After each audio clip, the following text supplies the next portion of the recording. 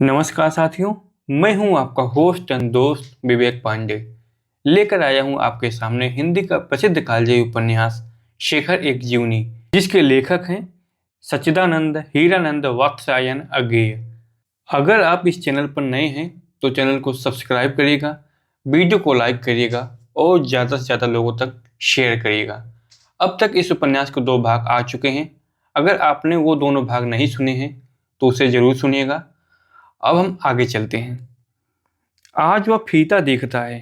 उसके अपरिवर्त फंदे में फूल सूख चुके हैं, अपना स्मारक भर रहे हैं और विवश से लटक रहे हैं, याद दिला रहे हैं कि किसी चीज की।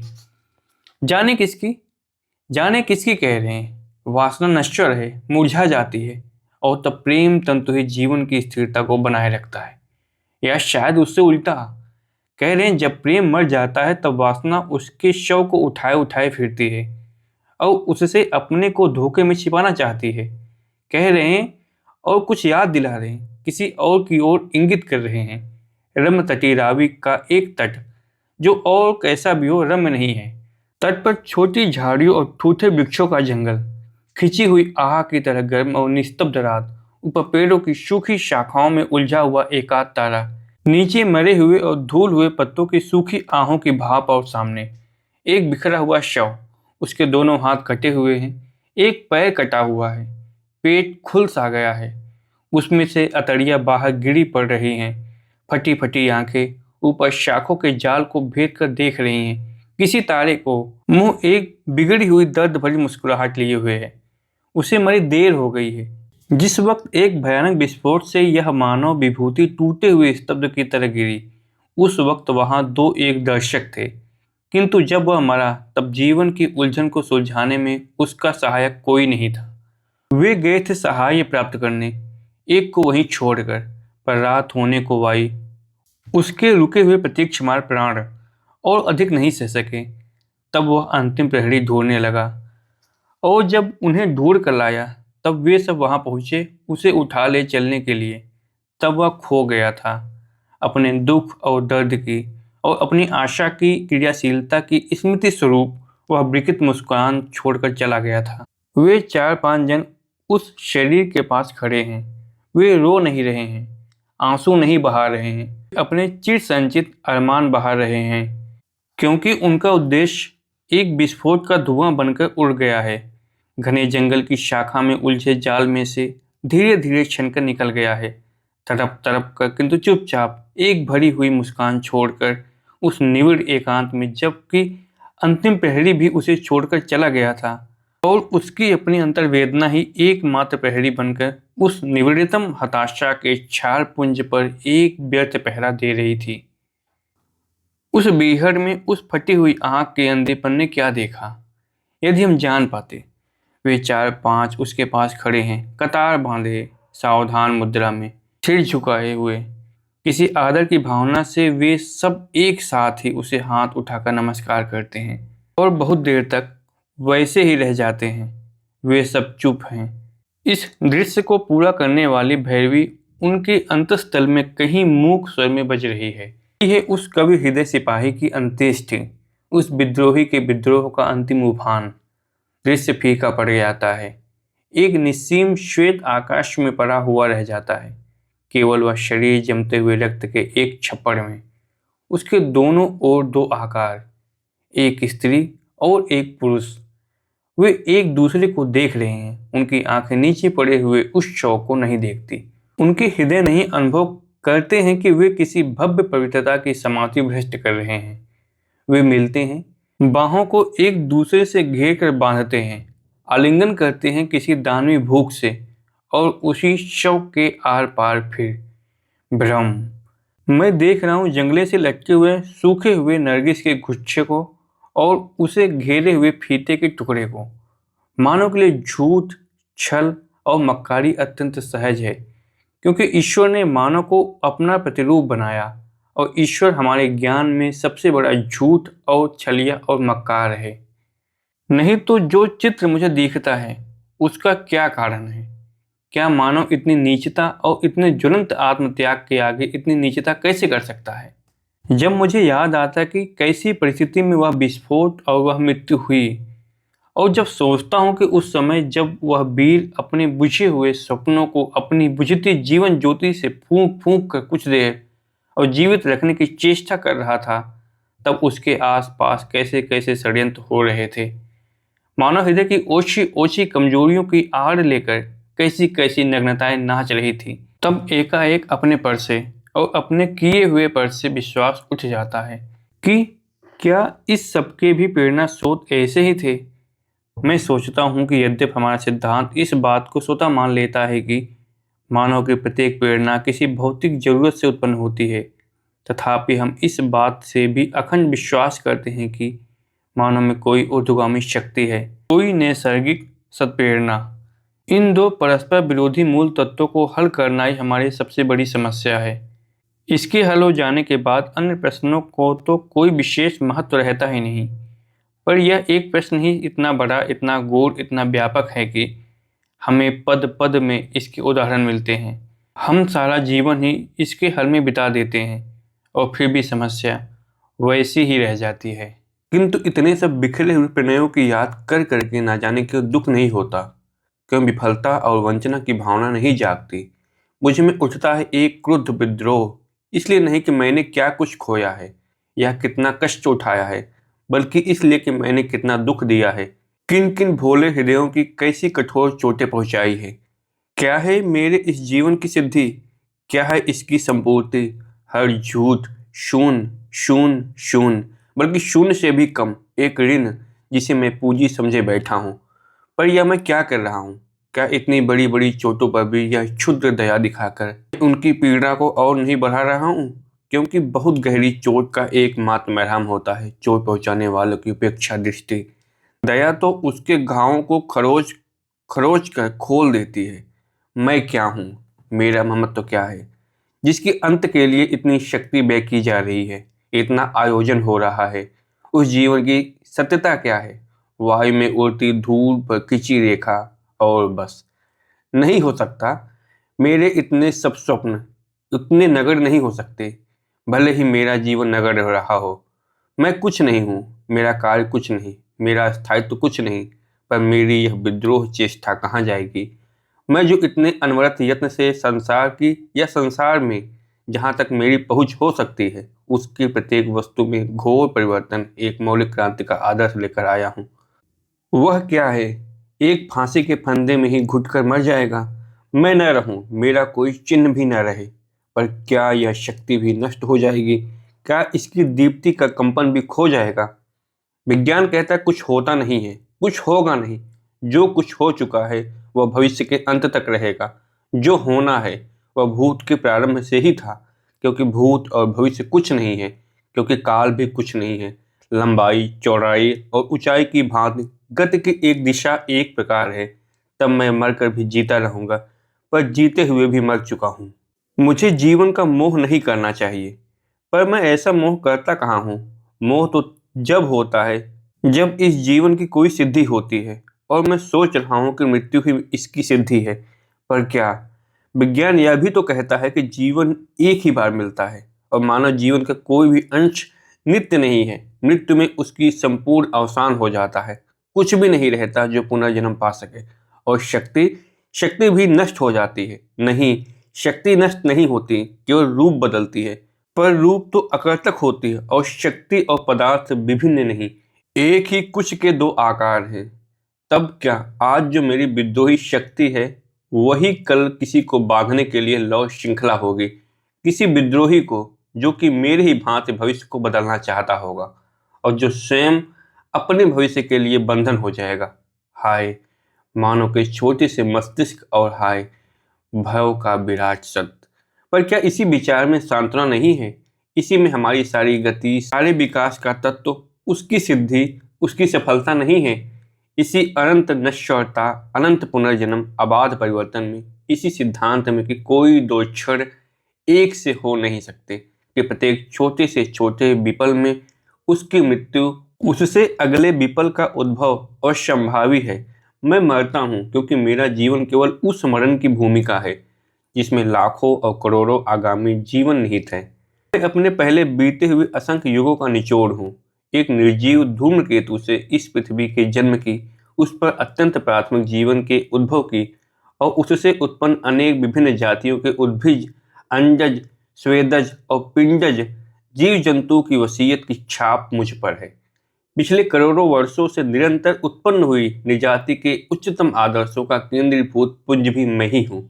इस दृष्टि से मैं जो कुछ हूँ अपना कुछ नहीं है, नया कुछ नहीं है।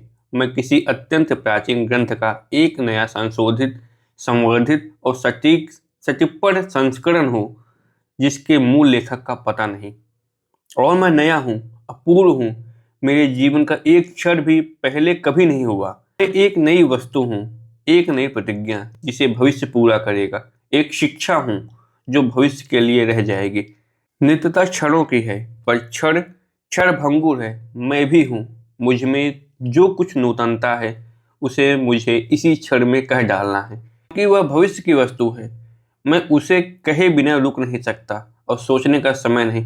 क्षण का अस्तित्व कितना, कह डालूं अंतः कथा को, बहा डालूं अंतर वेदना को, बिखेर दूं अंतः ज्वाला को, लुटा दूं आंतरिक अनुभूतियों को, दान कर जाऊं अपनी अंतर शक्ति की चिर संचित शिक्षाओं को, अपने अंतःकरण के उन्माद को, चला जाऊं, थका हूं, सो जाऊं, पर पहले इस एकमात्र अपने रहस्य को कह जाऊं जो निर्वंश विकास की मेरे नाम और मेरी निर्वंश विकास के नाम वसीयत है। अपनी विद्रोह शक्ति की, अपने विल टू रेवोल्यूशन की गाथा। मौन में कैसी कैसी स्मृतियां, ओ रे कवि तोरे आज करेची उतला, झंकार मुखरा ए भुवन मुखला। अलक्षित चरडेर अकारण अवारण चला, नारी रे नारी ते चंचलेर शून्य पद ध्वनि। वक्ष तोरे उठे रनरति, नाही जाने क्यों, रखते तोड़ उठे आज समुद्रे ढेउ, कांपे आज अरडेर व्याकुलता। मने आज पड़े से कथा, युगे युगे ये सेची, चलिया स्खलिया स्खलिया, चुपे चुपे, रूप है ते रूपे, प्राण है ते प्राणे, निशीथे प्रभाते, जा किछु पेय चे हाते, ए सेच करिया, क्षय दान हते ताते, गान हते गाने। कहूँगा ज्यों ज्यों मैं अपने जीवन की कहानी को सोचता हूँ, उसकी एक एक बात को नाप तौल कर उसकी विवेचना पर एक विद्रोह के जीवन में उसके महत्व पर विचार करता हूँ, त्यों तो उसके प्रति मेरा आदर भाव बढ़ता जाता है। इस जीवन में भी कुछ है, एक उत्ताप, एक ऊर्ध्वगामी दीप्ति, जो यदि विद्रोह की शक्ति नहीं है तो विद्रोह शक्ति की उपासना सामर्थ्य अवश्य है। मुझे बहुत दिनों की बात याद आती है। कोई 10-1 बरस पूर्व, तब मेरी आयु कोई 14 वर्ष की थी, शायद 15 की। तब मेरे अंदर सुलगता हुआ विद्रोह भाव अनेक स्थानों पर भटक कर घर लौट आया था। मैं अपने घर के विरुद्ध ही विद्रोह का आयोजन किया करता और अपनी विवशता पर और अपनी अकिंचनता पर दांत पीस पीस कर रह जाता। एक दिन न जाने किस कारण मैंने घर छोड़ दिया। यह निर्णय मैंने कैसे लिया, किन प्रेरणाओं से बाध्य होकर किया, मुझे याद नहीं, किंतु जिस भावना को लेकर मैं घर से निकला वह मुझे अभी याद है। मेरे अंदर उबल रहा है, मानो वह दबाव को उठाकर फूट निकलेगा। मैं एक आहत अभिमान के लिए सोच रहा हूँ कि क्या इतने बड़े संसार में मेरे लिए ठौर नहीं होगा, और मैं मुड़ मुड़ कर घर की ओर ऐसे देखता हूँ जैसे उसे भस्म कर डालूंगा। एक दर्प से और ऐसी आशा से भरा हुआ मैं घर से निकला हूँ। मेरी पूंजी क्या है? एक छोटा बिस्कुटों का पैकेट, एक डबल रोटी और अपने साधारण वस्त्रों के अलावा एक पुराना ओवरकोट जिसकी जेब में ये दोनों वस्तुएं रखी हुई हैं। मैं घर से घूमने निकला हूँ और एक पहाड़ी पर खड़ा सोच रहा हूँ किधर चलूँ, कहाँ जाऊँ की भावना अभी नहीं जागी, क्योंकि यह तो मुझे सूझा ही नहीं कि कभी ऐसा भी हो सकता है कि कहीं जाने की ठौर ही ना हो। मैं बाध्य होकर किसी एक स्थान को नहीं जा रहा हूँ। मैं तो अनेक गमनी दिशाओं में से स्वेच्छापूर्वक एक चुन रहा हूँ। मेरे पांव एक ओर चल पड़े, मैं उनकी प्रेरणा पर चल रहा। पहले 7-8 मील तक मुझे स्वयं ज्ञात नहीं हुआ कि किधर जा रहा हूँ। मेरा ध्यान ही इधर नहीं है, वह अभी तक मेरे घर की ओर देख रहा है और कुढ़ रहा है। पर 10-1 मील आकर घर मेरे ध्यान के लिए बहुत दूर रह गया। तब उसने पथ की ओर देखा और पथ के आगे की ओर मुझे सूचित किया कि वह मुझे एक जलप्रपात की ओर ले जा रहा है, जिसको मैंने मानचित्र में और कल्पना में कई बार देखा है। मैं आजीवन न लौटने का निश्चय करके घर से निकला हूँ। किंतु यह तो विचार किया ही नहीं कि आजीवन इसी बिस्कुट के पैकेट पर और एक डबल रोटी पर गुजर करना है। और धूप बहुत तेज निकल आई है और भूख बहुत लगी है। मुझे पहला ही झरना जो मिला, मैंने उसी के किनारे कपड़े उतार कर रखे और उसमें लेट गया।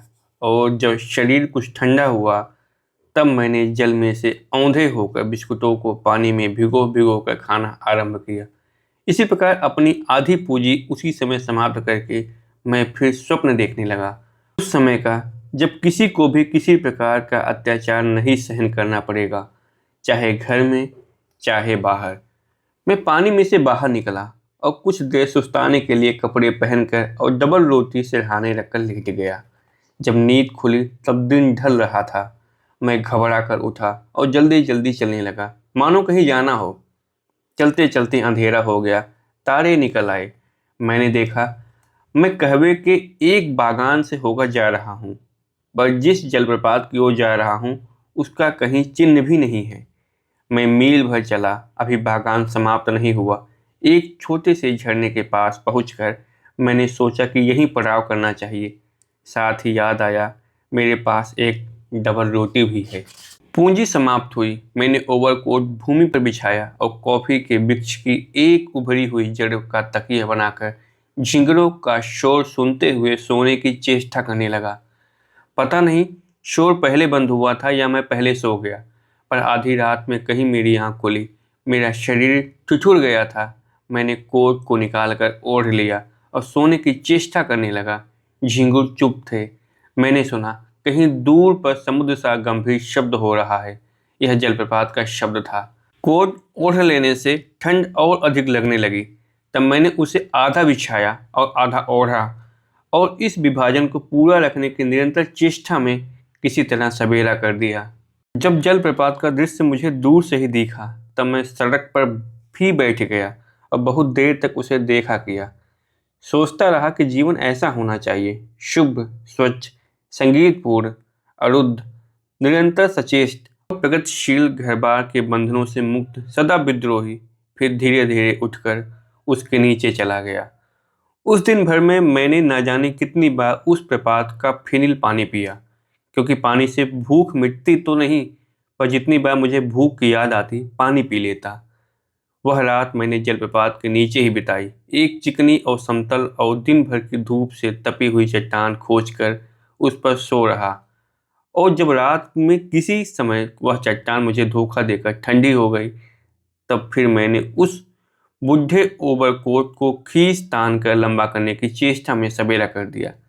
सवेरा हो जाने के बाद भी मैं उठा नहीं, उड़कर पड़ा ही रहा, जब तक कि धूप ने आकर मेरे अकड़े हुए शरीर में एक स्निग्ध गरमाई नहीं फैला दी। उस समय तक मेरा वह क्रोध मिट चुका था, उफान शांत हो गया था। मैं एक विचारपूर्ण मुद्रा में उस समय प्रपात को देख रहा था और उसके जीवन में एक शून्यता पा रहा था। सोच रहा था कि इसकी परिवर्तनशीलता में एक प्रगूढ़ एक स्वरता है, इसकी निश्चिंत उन्मुक्ता में एक परवशता है, एक भूखापन, और बार बार पानी पी पी कर अपने को अपने में छिपाया जा रहा था। दोपहर तक वह विचारशीलता भी चली गई। मुझ में एक ग्लानि उत्पन्न हुई, एक झुंझलाहट सी। वह उस भावना से बहुत कुछ मिलती जुलती थी जिसे प्रेरित होकर मैं घर से चला था, किंतु यह आज मुझे घर की ओर प्रेरित कर रही थी। उसमें क्षोभ था, पराजय थी, और मैं उसे अपने से छिपा न सका। भूख ने छिपने नहीं दिया। मैं उठा और घर की ओर चल पड़ा। रात कहीं राह में कटी और सवेरे घर पर पहुंचा, उस क्षोभ और पराजय को भी भुलाकर जीवन के प्रति एक नया आदर भाव लेकर, जो कि व्यथा और अनुभूति से उत्पन्न और पुष्ट हो गया था। मेरी तलाश सर्वत्र हो चुकी थी, केवल उस प्रपात की ओर जाने का किसी को ध्यान ही न हुआ था। पिता ने मुझे कुछ नहीं कहा, यह भी नहीं पूछा कि मैं कहाँ गया था। उन्होंने मेरे प्रत्यागमन को चुपचाप स्वीकार कर लिया। उसमें एक विशालता थी जो अपनी ही नहीं दूसरे की पराजय को भी सह सकती थी, और जिसे मैंने बहुत दिन बाद पहचाना। उसी दिन के से आदर भाव को लेकर मैं अपनी कहानी कहूँगा। उस आदर भाव को, उसमें अनुभव की प्रशांति को, व्यथा की पवित्रता है, और शायद थोड़ी सी पराजय की जलन भी, क्योंकि यद्यपि मेरे जीवन में एक प्रकार की संपूर्ण पा ली है वह तृप्ति नहीं है, वह वैसी ही है जैसे किसी ने भोजन पाकर भूख तो मिटा ली हो पर प्यास ना मिटा पाया हो। उसी तड़पती हुई संपूर्ति अपूर्ति की कहानी मैं कहूँगा।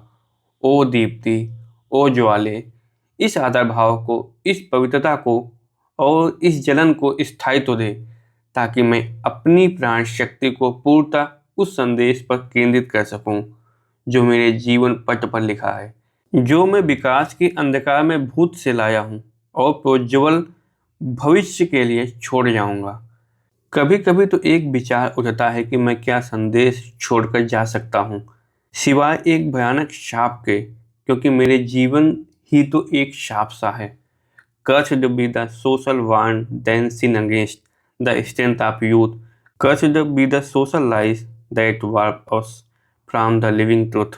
कैसे लिखूं अपनी कहानी में अपने व्यक्तित्व की पूरी इच्छा शक्ति डालकर, सब्जेक्टिव दृष्टि से विवेचना करते हुए एक दर्द और आग की भरी हुई ललकार दूं, या अपने को अपनेपन से बाहर खींचकर एक वाह ऑब्जेक्टिव दृष्टि से अपने कर्मों की ओर उनके प्रेरणा स्रोत की परीक्षा लेते हुए एक शांत अनासक्त बौद्धिक संदेश सुनाऊं, या अपने जीवन को किसी नैसर्गिक शक्ति की दी हुई थाली समझकर एक ऋणी की भांति उसे लौटाते समय पूरा हिसाब चुकाते हुए किसी भूल चूक के लिए सफाई देते हुए एक ब्यौरेवार क्षमा प्रार्थी बयान पेश करूं।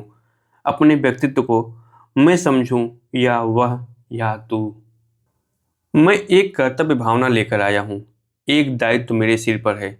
इसलिए उचित तो यही है कि जिस प्रकार एक अपराधी किसी न्यायकर्ता के आगे खड़ा होकर अपने चरित्र का उत्तरदाता होता है और फिर न्यायकर्ता के मुख से फर्दे जुर्म के रूप में अपने चरित्र की नपी तुली हुई निष्पक्ष आलोचना सुनता है, उसी प्रकार मैं भी अपने को तू के स्थान पर रखकर उसकी आलोचना करूं, या फिर अपनेपन का स्मारक छोड़ जाने के लिए, अपने व्यक्तित्व अपनी शक्ति की छाप बिठा जाने के लिए अपने को मैं कहूं और उसे व्यक्त कर जाऊं।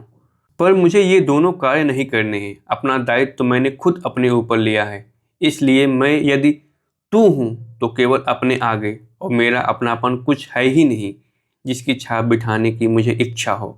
मैं तो गति की एक कला हूं जो गति में ही लीन हो जाएगी। मैं स्वयं एक छाप हूं। मैं एक संदेश लाया हूं जो कि मेरा अपना नहीं है, जो मैंने अपने वंश विकास से पाया है, जिसे मैं एक बाह्य प्रेरणा से बाध्य होकर कहूँगा। मेरे सब कर्म उसी प्रेरणा के फल हैं जो मुझमें वाह्य है, जिससे मैं विभिन्न हूँ। मैं चाहता हूँ उसी प्रेरणा के भविष्य को इंगित कर जाऊँ, उसे अपने व्यक्तित्व से अलग एक शक्ति, एक विभूति समझकर। अतः जिसकी कहानी में निहित संदेश को मैं प्रकट करूँगा वह ही है। उसका नाम शेखर। वह इस समय मृत्यु की प्रतीक्षा कर रहा है। उसी प्रतीक्षा में वह अपना अपनापन व्यक्त किए जा रहा है, और मैं उसके जीवन के सत्यों को पढ़कर उनका निष्कर्ष निकालकर और शब्दबद्ध करके छोड़े जा रहा हूँ कहाँ? जहाँ वह जा रहा है, जहाँ हम दोनों अपरिचित हैं, क्योंकि हम अभिन्न हैं, अत्यंत एक, और हमारा एकत्व मृत्यु की प्रतीक्षा कर रहा है।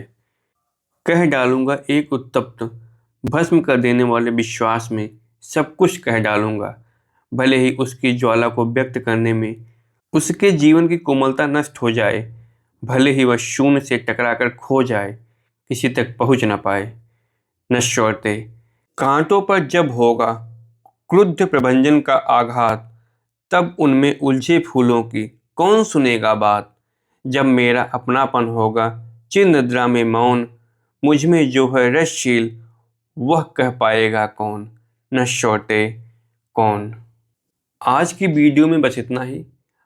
अब तक हमने पढ़ा शेखर एक जीवनी उपन्यास की भूमिका और प्रवेश। अगली वीडियो में हम पढ़ेंगे इसका पहला खंड, जिसका नाम है उषा और ईश्वर। साथियों, अगर अभी तक आपने चैनल को सब्सक्राइब नहीं किया है तो सब्सक्राइब कर लीजिएगा और हमारे साथ इस उपन्यास के सफ़र में बने रहिए। धन्यवाद।